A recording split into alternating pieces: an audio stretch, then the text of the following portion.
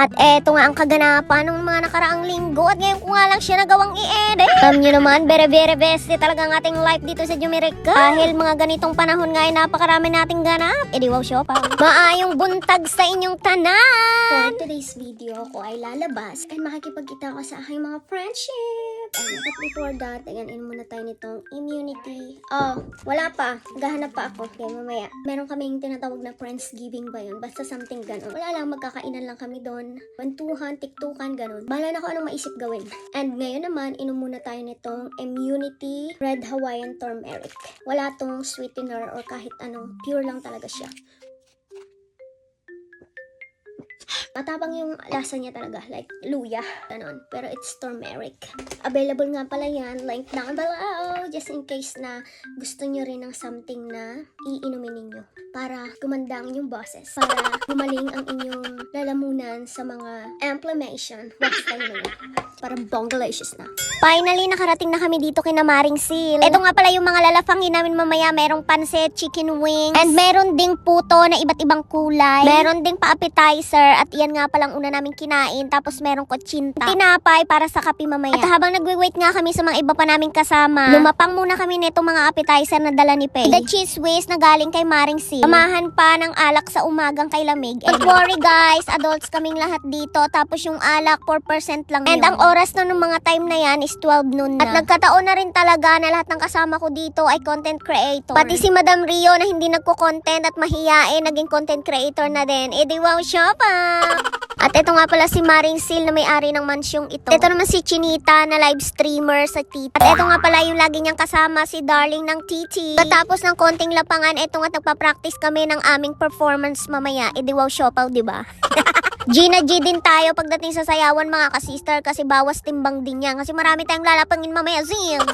Eto nga palang dance step na pinapractice namin, i-entry namin to dun sa Titi. May bayad ang entry na to kaya kailangan nating manalo zis para may pangkapi tayo at tinapay later.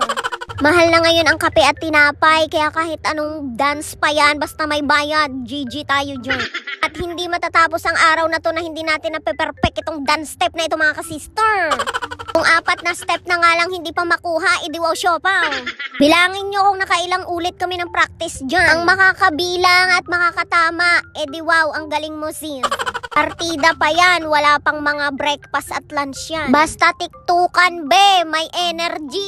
Sa mga manunod nga pala ng video na to, comment kayo kung saan kayong lugar, saang bansa, saang lupalop ng kamunduhan para bongga na siya. At yung tatlo nga dito, terador talaga ito ng mga pagkain, kaya nauna-una na kami sis. Utoy na ang tiyan, siging sinaot sis.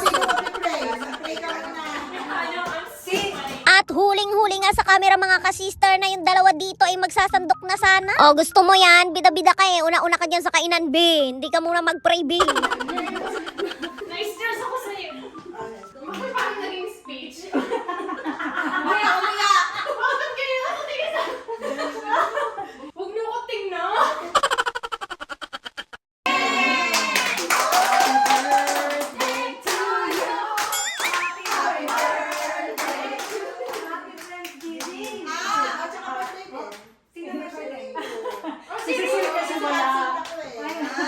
Dali, sumayaw ka na.